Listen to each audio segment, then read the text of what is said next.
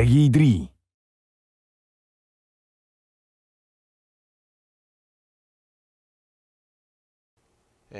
Hello everyone, I'm Kensuke Tanabe, the producer of Donkey Kong Country Tropical Freeze. Donkey Kong and his crew are animals, and naturally other appearing characters are animals too. When we discussed the new characters also being animals, we felt they should be strong and powerful, which is how we decided on a walrus being a boss character. Walruses are sea creatures, so we thought we would try a lineup of sea creatures like penguins and polar bears. What else is strong and powerful and has to do with the ocean? Vikings. And that's how we decided Vikings would invade Donkey Kong Island. The Vikings come to the island, and Donkey Kong and his crew are sent packing to a completely different island far, far away. During the game, they must travel across 5 islands to get closer and closer to Donkey Kong Island. At the end, they get back to Donkey Kong Island and have to battle it out with the Vikings to get their home back. In previous titles, the camera showed only a side-scrolling view from the side, but this time we tried revolving the camera around, like off to the back and to all sorts of different angles. As a result, I think we're able to provide not only a new visual experience, but also gameplay experiences you haven't had before.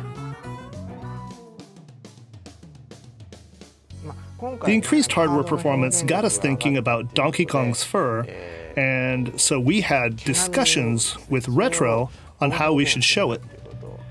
We decided that even though it would mean increased development costs, we wanted to see a furry Donkey Kong. Retro spent a lot of time experimenting to see what would work best.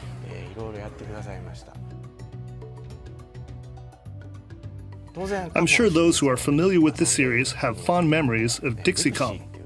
This time around, we've included Dixie and Diddy, as well as one other character I can't talk about yet as playable characters. And each of these characters has their own unique characteristics, like Dixie.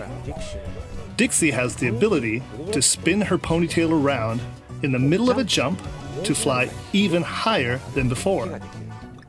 Since you can choose which character to play, I think it's natural that you'll see some girls playing with Dixie and some boys choosing to go with Diddy. Since we were able to create areas that only certain characters can get to by using their unique abilities, we've hidden some secrets in those places, and I hope you'll have fun discovering those secrets. I have been in the video game business about 30 years, and the first game I worked on as a director was, well, in Japan it was known as Super Mario USA, and it was known as Super Mario Bros. 2 in America and elsewhere. The main gameplay element was the ability to pluck vegetables from the ground and throw them at enemies, and also picking up and throwing enemies themselves.